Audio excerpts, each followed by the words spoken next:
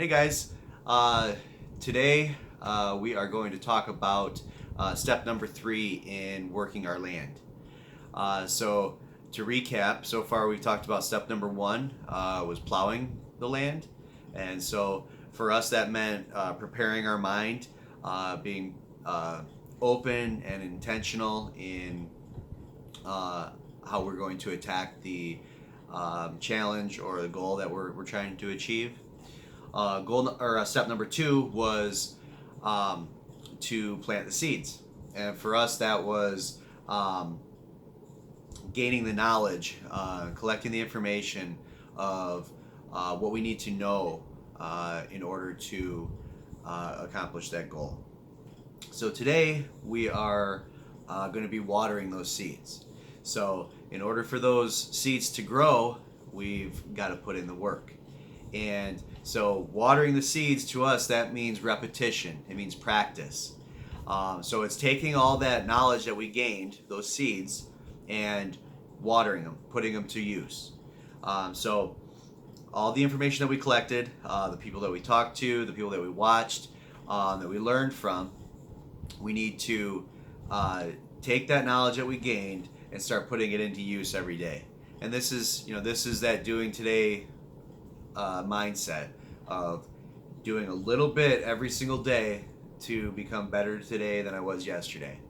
And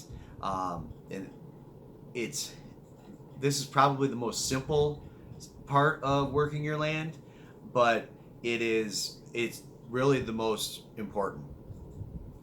Taking that intentional action, using the knowledge that you've gained, and putting it to use. Actually, creating the action that's necessary to accomplish the goal that you're trying to achieve or the challenge that's in front of you. And that also means blocking out any of those tendencies that we might have to want to look towards the future or think about things in the past or be jealous of someone else's situation. We got to be mindful that and remember that we have to work the land that's in front of us. The land that's in the future, that's going to come, but there's nothing we can do about it right now. Same thing for that land in the past. We've already worked it, or it's passed by. There's nothing we can do about that right now. But what we can work on is that land that's right in front of us, and that most important challenge that we're facing. And don't worry about what everybody else is doing. Their land is their land. It's not ours. It's not ours to work on. If we are worried about somebody else's land, it's taking away from our efforts to work the land that's in front of us, and that's the most important thing. If our big goals are to achieve some land out there that may be out of reach, we have to start by working what's right in front of us. We can't jump to another goal when there's something right in front of us that may be holding us back from getting there. There's no skipping over these steps. So make sure to focus on what you're working on. Stay focused on it and push it through to completion. Don't get halfway there and give up. Don't think that because you've been working hard on it 4 straight days and you haven't accomplished it yet. You don't know. It might be that 5th day. It might be that 10th day. It might be the 20th day. But you'll never know until you continue to put those actions in place every single day.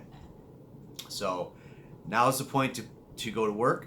And the cool thing about it is this is where we get to gain a little bit of control. Things that may seem overwhelming, they may seem too big a burden to bear. We can go ahead and start chipping away at it and start to feel some accomplishment. The learning process, the preparation process can be a little bit tedious, and you don't get so much fulfillment right away out of that. But when you start doing the actions, and you'll see in the next step when we start to bring in the fruits of our labor, where it starts to kind of, you you get that good feeling. So do it today, do it tomorrow, do it the next day, but always keep focusing on today. Because remember, without today, yesterday and tomorrow don't matter. So do it today. All right, I'll see you guys later. Bye.